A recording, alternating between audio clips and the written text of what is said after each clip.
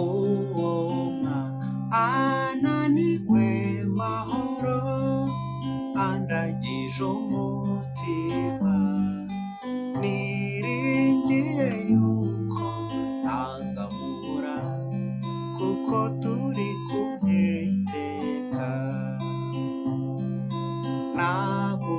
Nagutereye diva nziza umutima ugukunda, nayitatse zahabu na diyama, byose ni ibyawe mukunzi.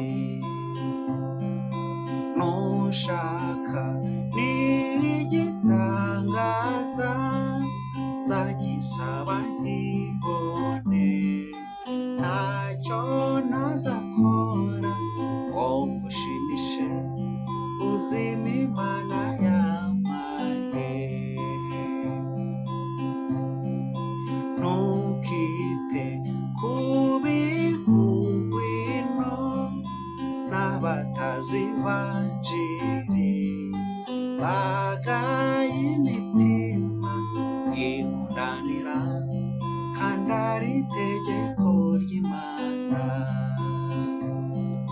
Subuka ajya bya gitini, uwanjye arazimije, ntawabyumva uko birinda agakura, nzajya mukunda njyewe.